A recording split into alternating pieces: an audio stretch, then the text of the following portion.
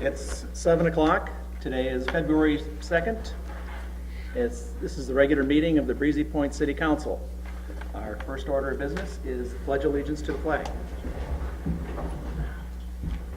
I pledge allegiance to the flag of the United States of America and to the republic for which it stands, one nation, under God, indivisible, with liberty and justice for all.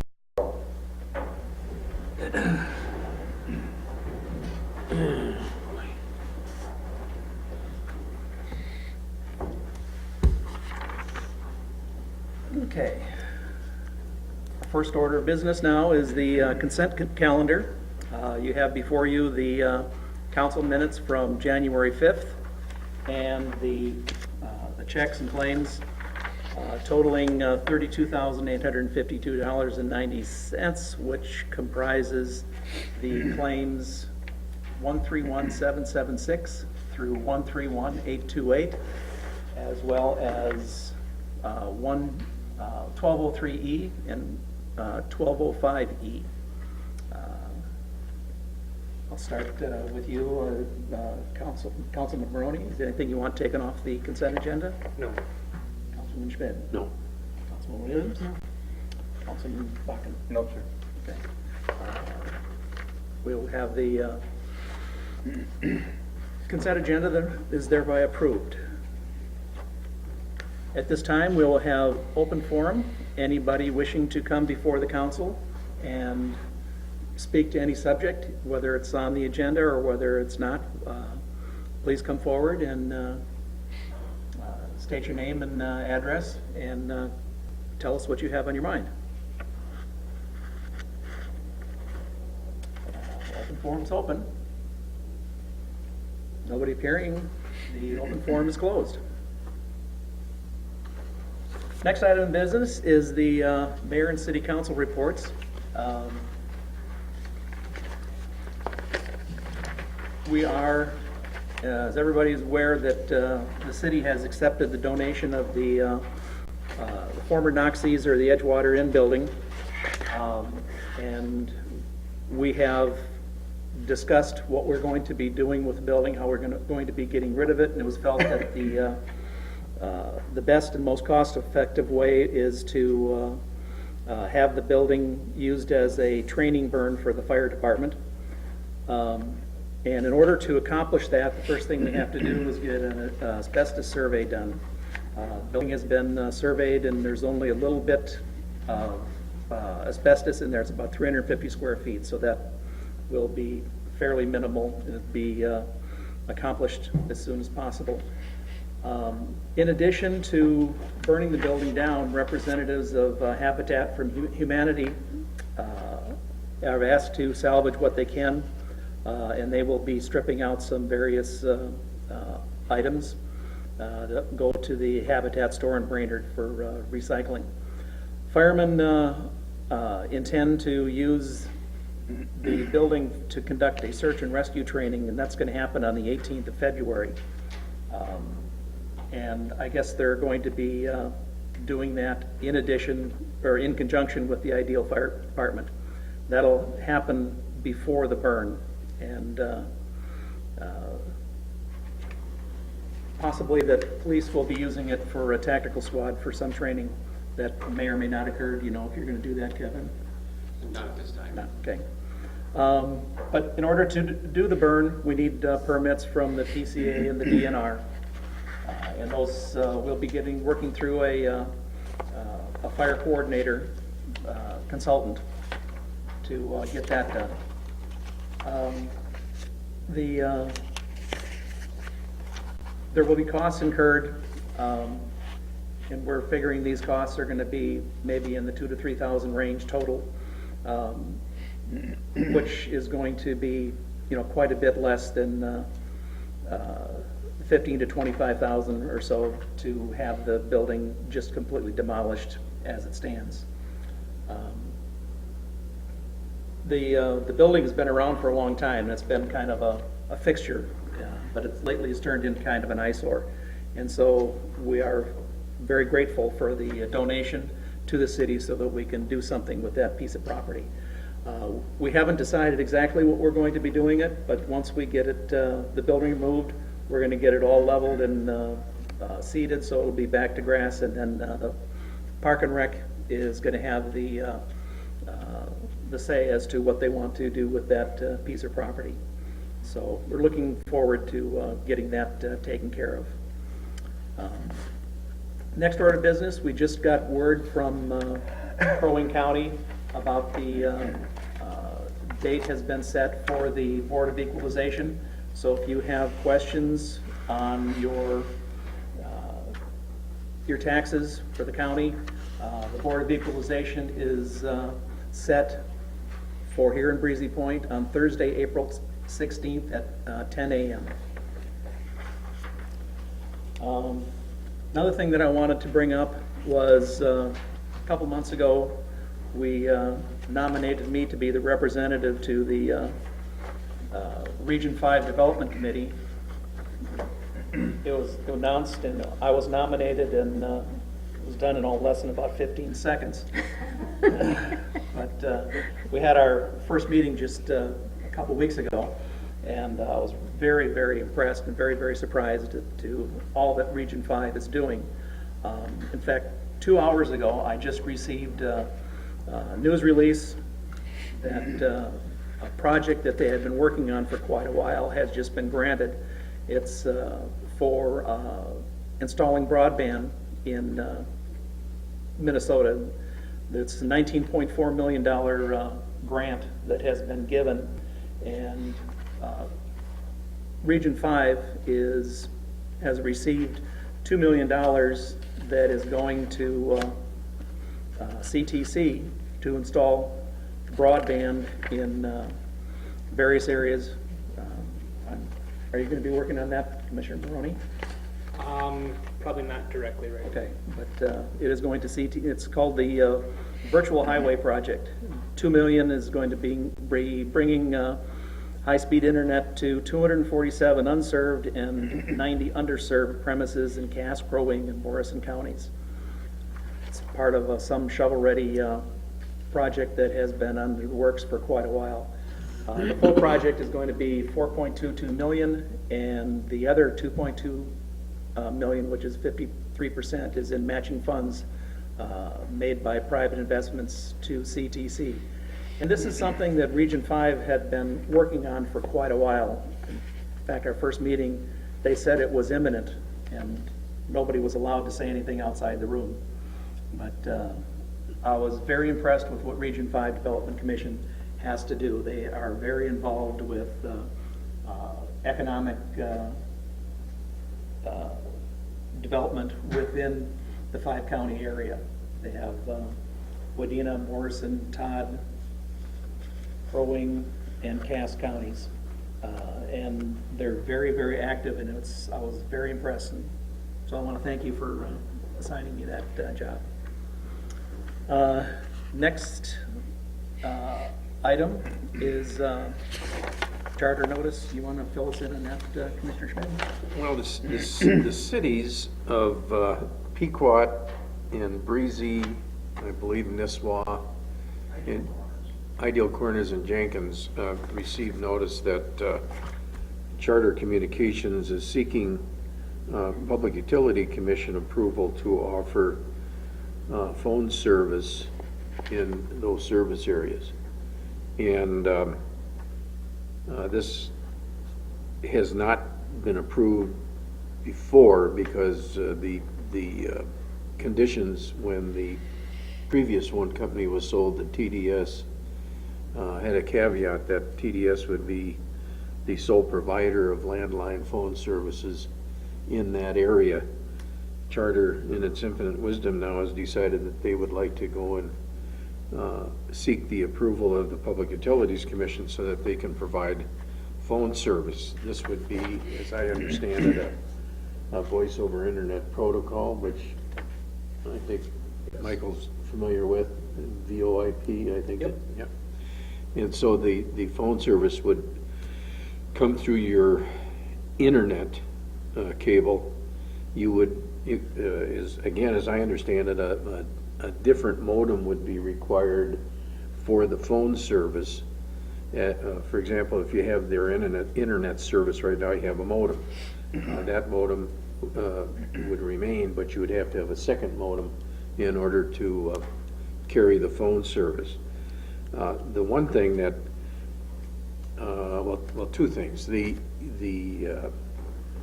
service that Charter would provide, one of the drawbacks is that if you have a power outage, you should have, if you want that phone service to continue to operate, you would need some kind of a backup service, power supply, in order to keep it running.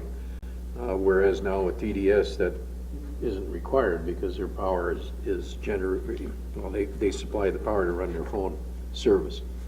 So that's the one thing to consider as a potential drawback. On the other hand, the other part of the equation is that all of these companies, TDS included, and I suspect others, offer this bundling service that if you take all of their wares that they're out there promoting, in Charter's case, it would be the TV, the cable internet service, and then the voice over internet phone service.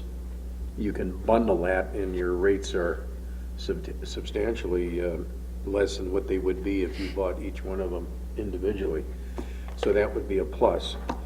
I have not heard anything negative about this petition. The only thing I heard from when the members of the Cable Commission got this notice, the only thing that was pointed out was it probably wouldn't make any difference what the city thought or what any of the cities thought, that the PUC is probably going to do what they're going to do. But I believe, Joe, that in the notice, the city is given an opportunity to comment on the petition. And as I said, the petition, as far as I can see, would have no negative benefits. In fact, perhaps some positive benefits to the present customers of Charter, where they would have the opportunity to bundle all services that Charter provides. This would not affect people in more rural areas who do not have Charter cable available to them. And there's quite a lot of area out there that's not serviced right now. So that's, well, if anybody has any questions, otherwise, if the council would feel that it would be appropriate to pass on some kind of a indication of either thumbs up, thumbs down, we support it, don't support it, I think we could probably do that. Joe, do we get a formal request for comment or anything? There's no formal request, there's just a petition that was sent out to the cities. It's pretty standard form. Okay. And it just invites anybody who wants to comment. Okay. We don't really need a motion?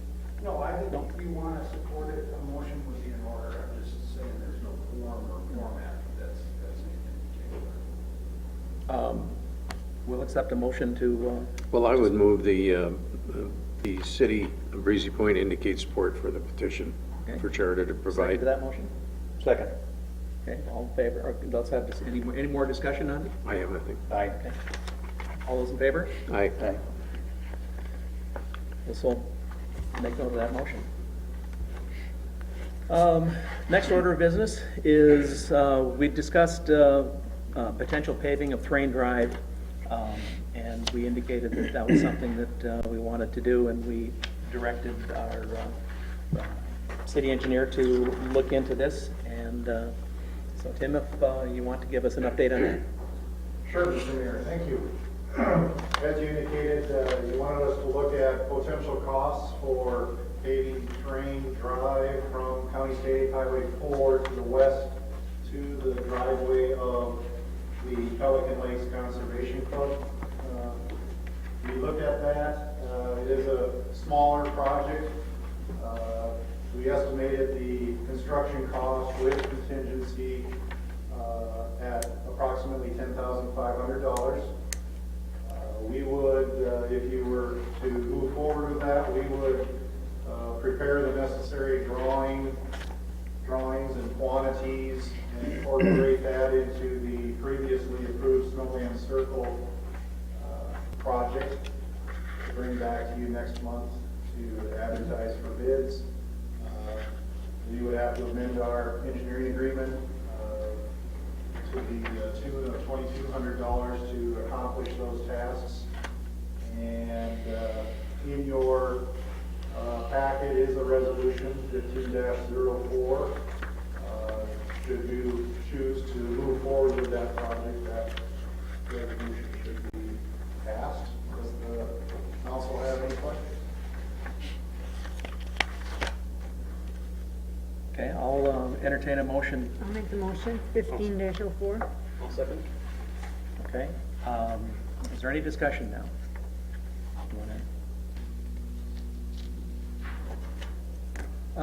I did have a couple questions on it. As far as we're going to be paving, it just kind of almost looks like a little bit of a boomerang. It's a little bit turn there, and then what kind of interface are we going to have going on to Thrain Drive? And do we expect a lot of traffic to be going down that route such that they're going to be just driving off the edge of the pavement, or how are we going to do that?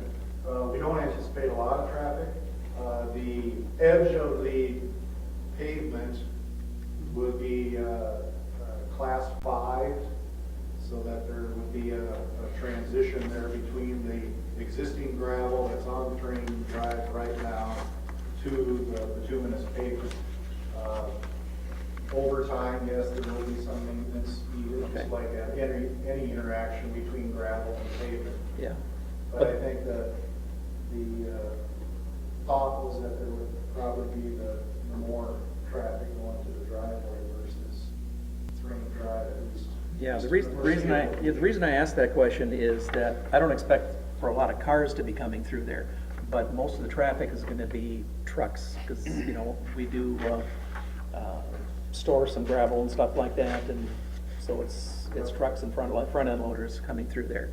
And I'm just wondering if we were going to be giving a little bit of attention to where they have to drive off the pavement and onto the gravel. Yeah, and hopefully, and I understand the terminology, and I guess I would use the same phrasing too, but hopefully driving off the pavement, it's not gonna be a driving off of something, we're doing a class 5 filling of material there to transition. Almost like you have right now coming onto the pavement there at County Road 4. Okay. Okay, no other questions? Jim, when I'm looking at this Yes?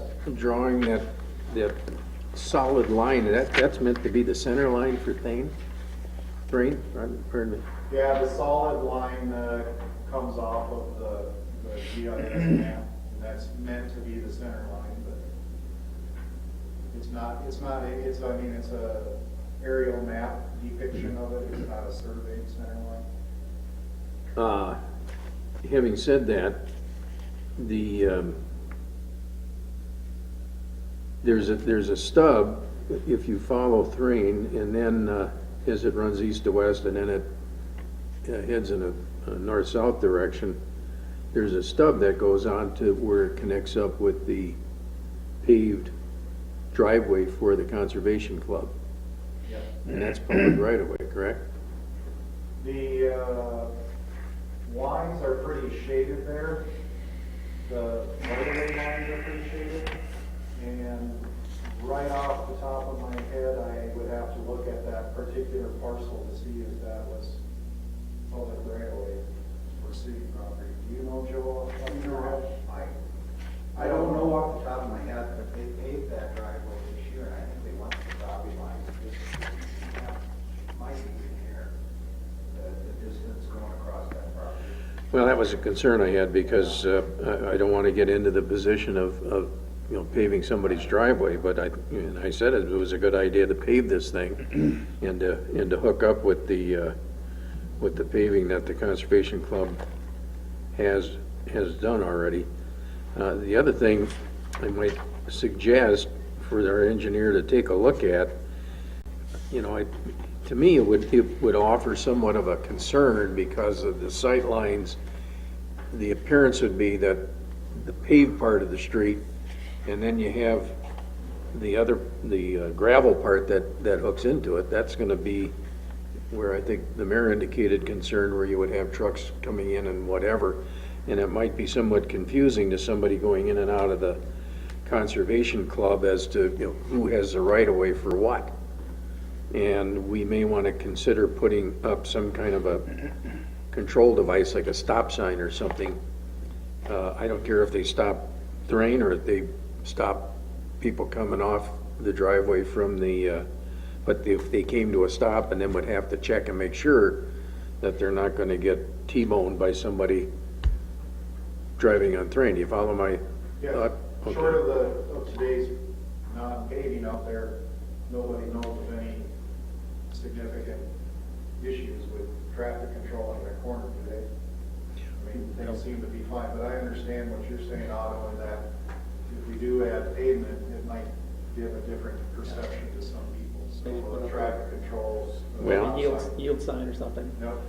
Well, the other concern I had, and that's why I was asking about the center line, generally it's approximately, is an approximation as to where it would be. I don't know exactly where it is, but I've never been a fond believer in these kinds of, you know, I'd rather have a 90-degree, you know, kind of connection.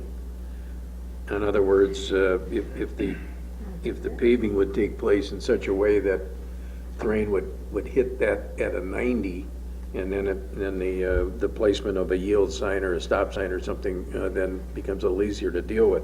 The way I see it right now, it's kind of like a blend, like a Y is what you'd end up with. If you were to pave terrain, you'd end up with some kind of a Y arrangement coming off of the,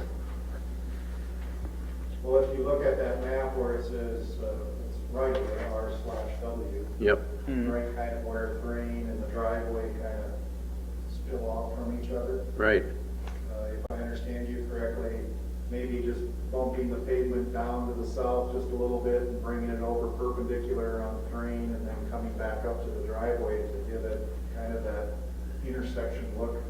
Yeah. And honestly, the suggestions that you're making, we can definitely incorporate that under the present resolution. There might be a little bit more quantity of the 2 minutes, so we might chew up some of the contingency that we crunched into that $10,500 estimate. Very workable. And then, not to muddy it any more than I already have, it might be interesting to talk to the people at the Conservation Club to see if that stretch, we'd rename that. Call it, you know, Conservation Drive or, you know, something like that. Okay. That's muddying up the works, but we could consider that in the future. It's just a thought, you know, it kind of gives a little more formality to the entrance into the Conservation Club, and I'd kind of like to see their reaction to that. There's no other homes that are involved. I think all the property on either side is city property, correct? Yeah. Okay, the motion on the floor to approve Resolution 1504. All those in favor? Aye. Motion, the resolution is carried.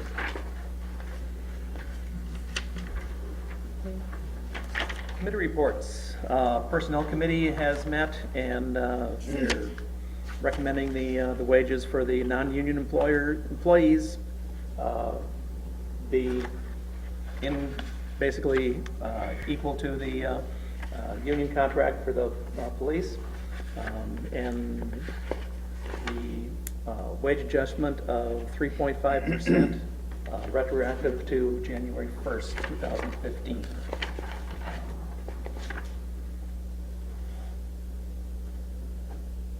So we need a resolution on this, or just a motion? Would request a motion to approve this. So moved. Is there a second? I'll second so we can discuss. Okay, discussion. I'll start with the committee, or the Personnel Committee representatives, Commissioner, or, who's saying Commissioner? Councilman Rowe. I have nothing at this time. Councilman Schmidt? There's a motion on the floor, and if I recall, in this report is quite vague. There were other things discussed at the Personnel Committee meeting in regards to this package for staff. My recommendation was that the employees of the city should receive the same benefit as what the city council had approved for the bargaining unit employees. That would have been 3.5% for each year of the next 3 years. It'd be 3.5 this year, 3.5 the following year, and 3.5 the third year. Is that your understanding, Joe? And if that's clear to the people who made and seconded the motion. The other thing that was discussed was this whole issue with the holiday pay issue, where in the contract for the union employees, the bargaining unit employees, they were credited with 11 paid holidays starting January 1st of each year. And I think if that was the way it was going to be done for the cops, then that's the way it should be done for everybody else.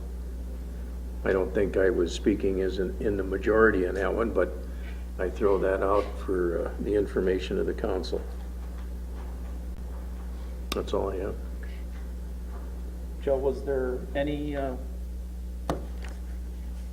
the holidays that's defined in the personnel policy for the non-bargaining unit, right? That's correct. And that does not change? No.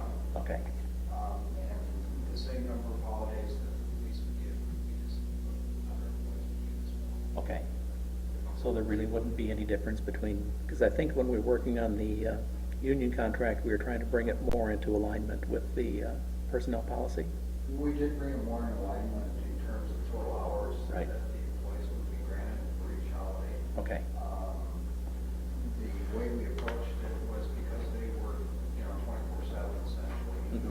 This was the easier way to manage their time, allow them to take time when they can take it as opposed to the way it was structured. Right.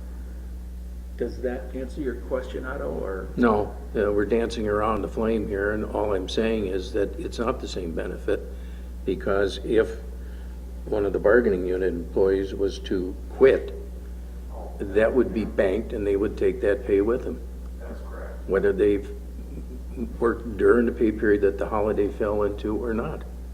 Okay.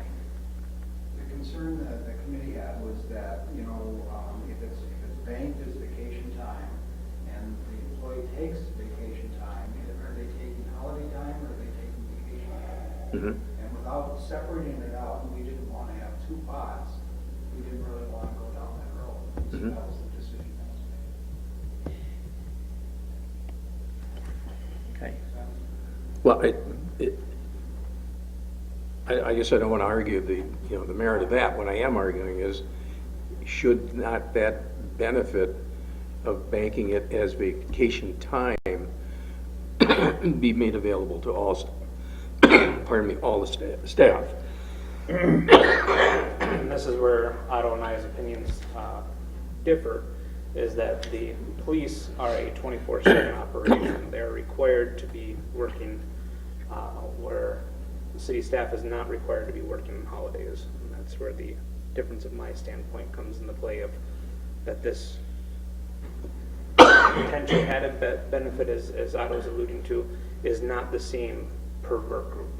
We are talking two different work groups, one required to work holidays and one that's not, and predefined days off with holidays.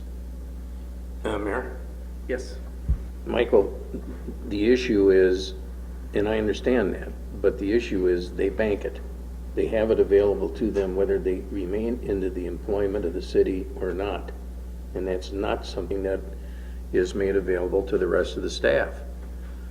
And, I'm only arguing that we had a long-standing philosophy here that whatever the bargaining unit was able to negotiate with the city would be applicable to everybody else.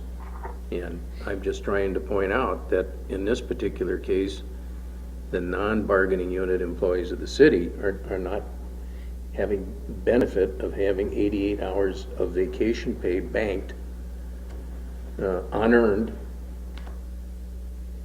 as of January 1st of each year. The way the vacation is now, they have to earn it. They have to work, and so many hours in, they get Okay, vacation pay. from what I hear you saying is that you have identified a difference between the union contract and our personnel policy. Yeah. Okay. And right now, what is on the table here is the changes in the pay schedule for the non-union employees. I would be very willing to entertain the Personnel Committee wanting to revise the personnel policy at some time in the future to correct that situation. So I would assign the task to personnel to come up with proposed changes to the personnel policy.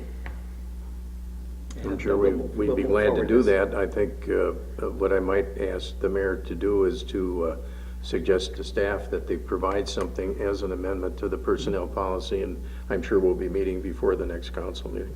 Okay. Okay, any other discussion? Yeah, Commissioner Williams? I would just like to make a comment, though.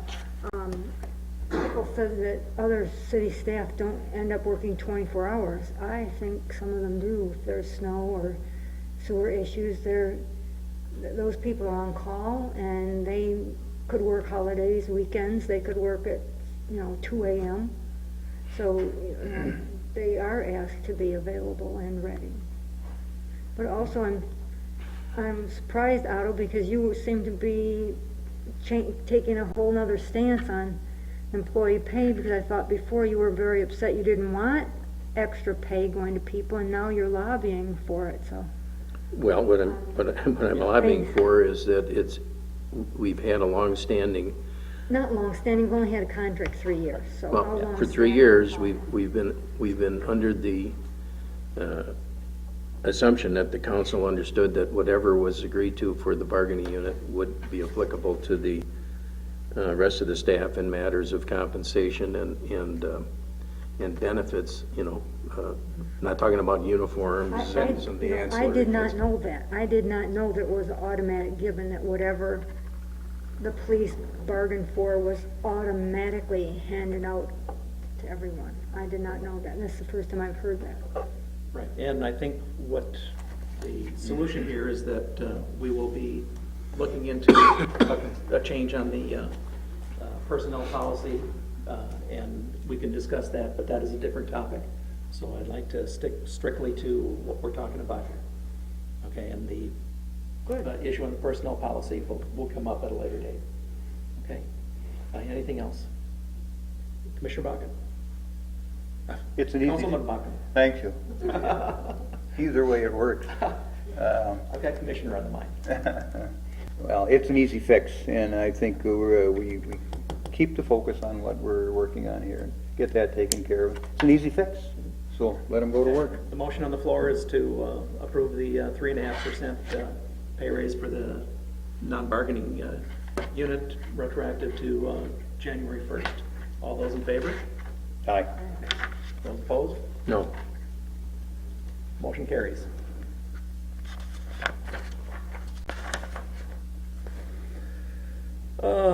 Next item is Finance Committee. The Finance Committee has, Wait. Organizational chart. The chart. oh, ta-da. I thought that was part, you're right. Is there anything different on this? Yeah, you have in your packet the organizational chart. And Joe, why don't you go into the details, you're a little bit closer Well, to the it. personnel committee had asked that we take a different look at how we're organizing the public works aspect of our operation. Not much else has changed in this chart. So if you look at public works, we have public works supervisor, assistant public works supervisor, and then road department, sewer department. And we just, personnel committee, and I think Otto and Michael might want to chime in a little bit, but they felt that we should kind of go back to the way it was prior to John and Dave. John, they were individuals in their own departments, and we created 2 departments and then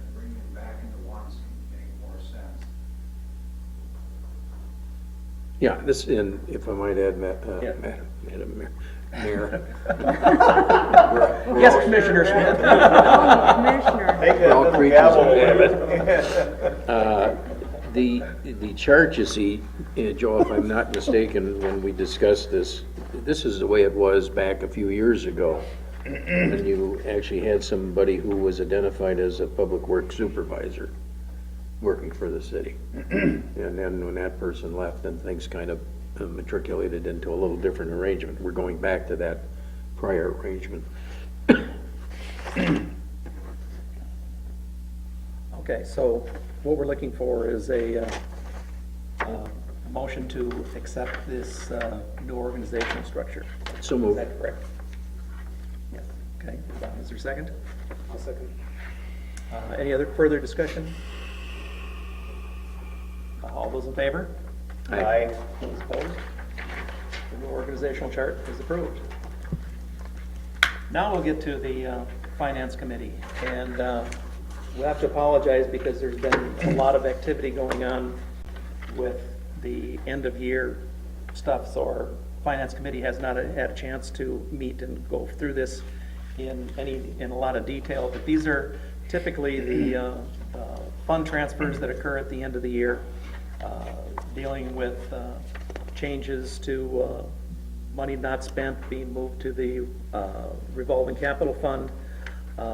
Everything is listed there with details as to what is going from what fund to the next fund. And Resolution 1503 has been provided that will accomplish all of these fund transfers. I'll make that motion. Is there a second to that motion? Yes. Any Second. Any further discussion? Councilman Maroney? No. Councilman Schmidt? No. Councilman Williams? Councilman Bakken? No. All those in favor of Resolution 1503? Aye. Aye. Aye. Opposed? Resolution 1503 is approved. Next item is the, from the Planning Commission. We've been trying to get the nomenclature and stuff up to date in the zoning descriptions. And this ordinance update has been talked about and worked on here for quite a while. Primarily, it's some language change, and it was really brought into highlight when Pine Peaks decided to switch over to a hardware store, and that required a change to the conditional use permit. And so the language is being changed to make that transition easier without having to get a second conditional use permit. And so I will entertain a motion to approve ordinance 1501. So moved, Mr. Mayor. Is there a second to that motion? I'll move for discussion. Okay. I'll start with you, Commissioner Morley, because I see you've made an observation that maybe our zoning commission had missed. There's one item, as mentioned in second page, section 5, that hangars was going to be moved from conditional to excluded use in our commercial district. I'd like to remind the council and hopefully give it back to the planning and zoning administrator that we do still have some lots that are on the airport that are distinguished as commercial. These would be the properties, if I stand corrected, I believe, including Cliff Mueller's and South. And so I think that those should still remain as conditional as they were. I have one observation that I could point out readily available. Right, and my recollection on that as well is that was going to be the intent, was the lots along the airstrip were going to be part of the airport zone, and commercial was going to be allowed. So I think that in itself is something that our planning and zoning had missed on that. Any other discussion, Commissioner? No. Councilman Schmidt? I'm not gonna support this resolution. I'd rather see it go back to P and Z for some cleanup work, because this thing has always been a mystery to me, you know. Even when I was on the P and Z, I would go absolutely goofy trying to read this chart. But I'll just point out a few things that I think, just so everybody understands, that one of the problems we had was in the new classification, estate lot residential. That entire thing was blank. I mean, when it was approved, whether it was approved as a permitted use or conditional use required or whatever, none of that was indicated. So all of these classifications you see where it says EL-R at the top of the column, as you go through that, I'll just point out a few inconsistencies, and I'm just not sure why they were recommended, if I might. If you go down on that first page of the matrix chart, you'll see where it says boarding house towards the bottom, and you'll notice that it's excluded, and then C, which according to that, It's conditional use. yeah, it denotes a conditional use, and then excluded, and then it goes into where it's an interim, and then when it gets down to commercial and resort commercial, as a conditional use. I'm not sure the thinking, or it might just be a typo. I think it should be consistent what the urban reserve, the wooded residential, it would seem to me it should be excluded. Okay. The next one down would be, that I would look at, would be camping limited. And this leads to a discussion as to trying to understand the definitions at the top, where it says A denotes allowed without a permit.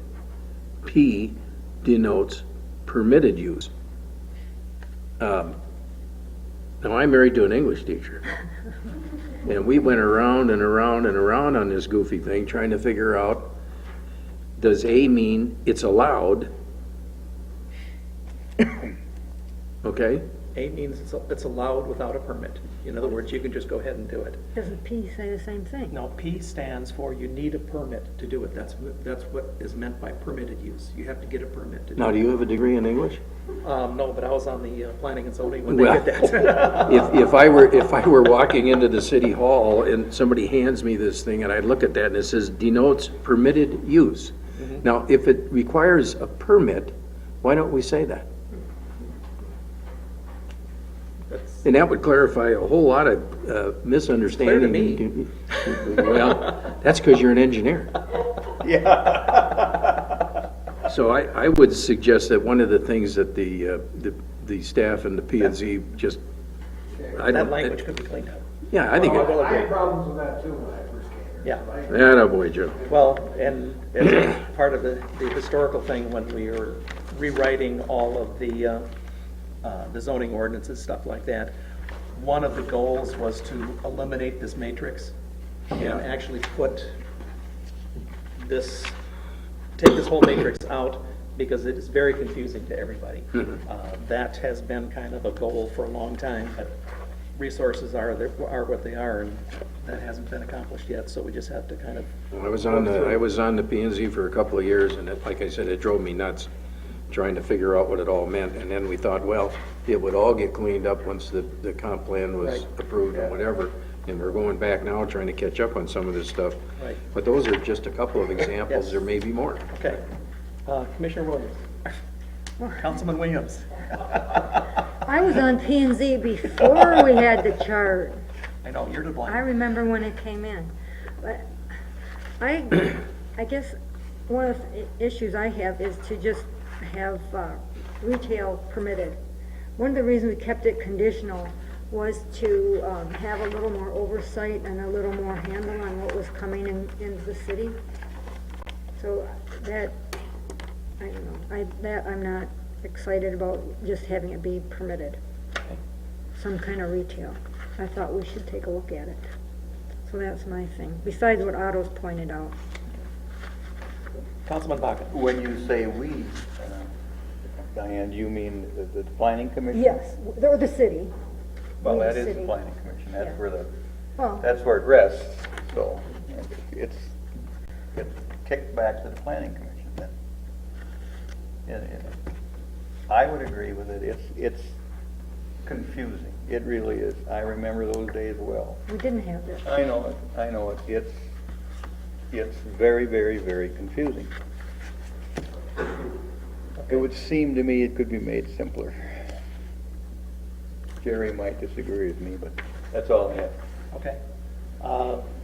The motion on the table is to approve the ordinance amendment 1501. All those in favor? All those opposed? Aye. Aye. The ordinance change is not approved.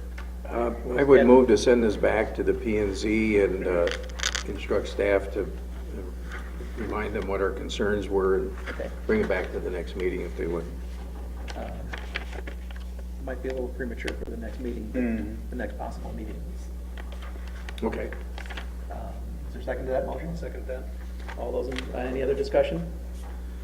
And our liaison will bring that and explain what the council's objections were to the P and Z. Clarity. All those in favor? Aye. Next order of business is the staff reports. We have Pelican Township Police Contract. Chief Merchant. I have nothing to add, I guess. This is what the township, I believe, is expecting, and they budgeted for, and it's covering our costs.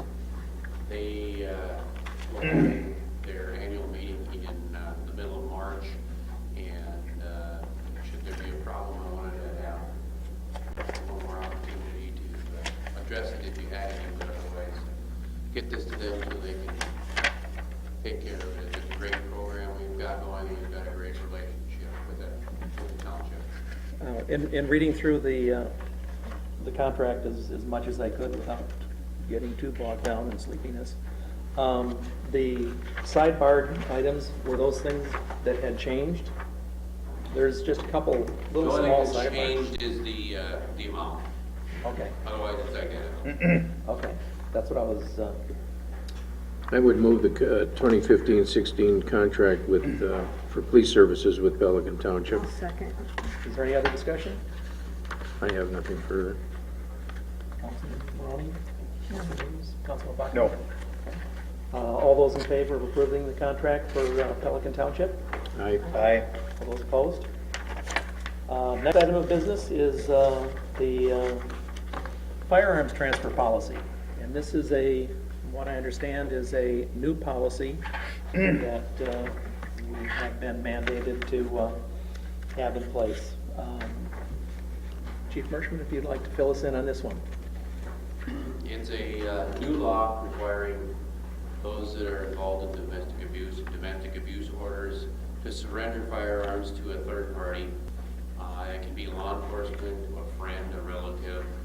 I think most people are going to be giving their guns to a friend or relative. I really do not want to store them, but in some cases we will have to accept them, especially in situations where there's an emergency order.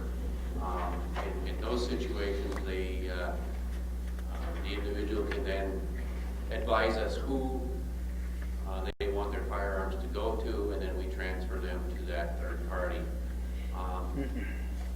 Obviously, no guarantee to a domestic victim, but it does make it, there's more time when people are angry, and it gives them more time to settle down before picking up a weapon. So it hopefully will have an effect there.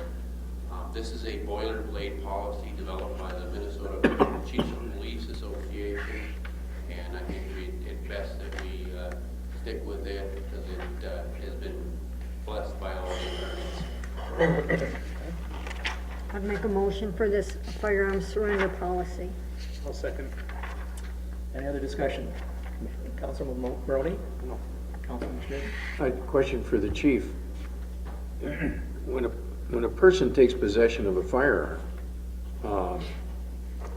isn't there a danger that, a convicted felon might be the person that's identified? I mean, you have to do a background check when you sell somebody a firearm. There's no requirement. They're expected to turn it over to the person who's, can legally possess it.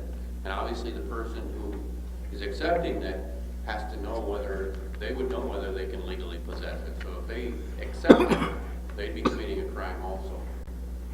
Now, when it comes to me, if they come into our possession, I am required to do a background check before it is returned to a friend or a relative to ensure that they can legally possess them. Much like when you do the instant background check at Gander Mountain. However, my check is much more complicated. They won't let me use the instant background check. Go figure. Well, I'm a little concerned by this because it's, you attempt, even when you give away a firearm, it's kind of a good idea to write down the serial number and have the person sign off that they received it, and so on and so forth, just so if something. That's not a requirement.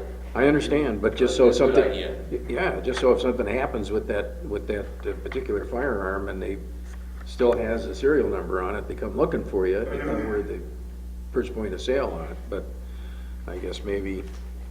In a lot of these cases, they will likely get their guns back at a later date. Yeah, well, that's not very comforting either, but, excuse me. Councilman Williams? No questions? Councilman Murphy?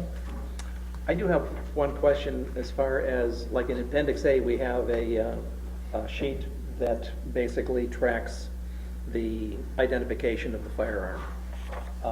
And looks like there's two forms here. One is for the intake and one is for the return. How are we going to be, are we actually going to be tracking this and recording?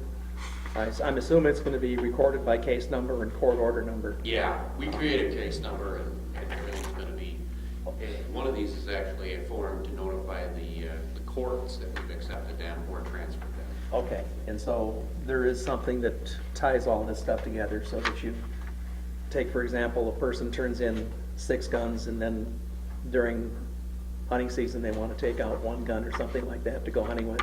That's not, they don't get them back They don't until get it they all. get them all back. Okay, so there's no partial, it's, Yeah, They give no, you it's 6, not you like a access. library book. They have to give Okay. them all their firearms until they can legally possess them again. okay, And that's generally, if they're getting it back, it's probably because some type of a protection order has expired or been repealed. okay. So the motion on the floor is for the approval of the domestic firearms surrender policy. All those in favor? Aye. Opposed? Approved. Next item here was tort liability, and this is the one that really got me confused. So Joe, I'll let this one up to you and try and A double negative. Okay. see if you can explain this so that maybe some of us can Well, understand it is it. kind of confusing. The Minnesota statute limits tort liabilities for certain types of instances that can happen. For instance, someone falls in a certain park, they get sued, their tort liability would be up to $500,000 per individual. If it's more than one individual, it's up to $1,500 or $1.5 million would be the total tort liability that the city would be imposed upon under state law. The league then wants us to make a motion each year as to how much, whether we want to waive the statutory tort limit. In other words, do we want to impose a higher standard, say $3 million, just to pick a number? Then we would have to then insure ourselves to that amount. We have been having a liability coverage of $2 million because of our contract with New York Ambulance.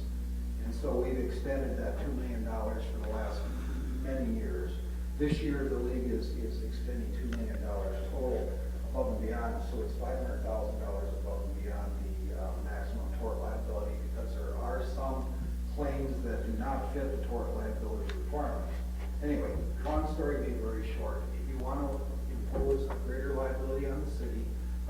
the statutory tort limits, we can do that. And then it's a matter of how much do you want to impose beyond that tort liability. And keep in mind that anything beyond that, you have to buy insurance for that, and it's a question. We've never waived the tort liability limits in the past, but it's something the council can do, and the league's requesting that you do this annually. Okay, so the question is, do we want to continue the coverage through the league as it has been in the past? And then it would be a separate question as to we wanted to increase it? The first question is, do you want to accept the tort liability, the statutory tort liability or not? And if it's not, it would be beyond the statutory amount. The second question then would be, if you're going to extend beyond that, do you want additional, or how much additional insurance do you want to cover for that additional exposure? I would move that the city does not waive the monetary limits on municipal tort liability. I'll second. Okay. Councilman Maroney, any comments? Councilman Schmidt? No, but I understand your confusion. I think we go through this every year. We do, Yeah. and it's confusing every year. It is. Councilman Williams? I just want to clarify, what we're proposing here to not waive, that will still be okay with North Ambulance. That's what we want to do. Yeah, we're going to maintain the $2 million Okay. coverage. yes. Okay. Well, that's where we want to be then. Yes. Okay. Councilman Baca? Your recommendation, Administrator? Not waived. Enough. Thank you. Okay. All those in favor of not waiving the liability? Aye. Aye. Okay, so the question of the not waiving the liability is approved. Now, do we have a second question that we want to? No, Okay, no, so no. we're going to stick with that. Got it. Okay. Well, that concludes our agenda. We are adjourned.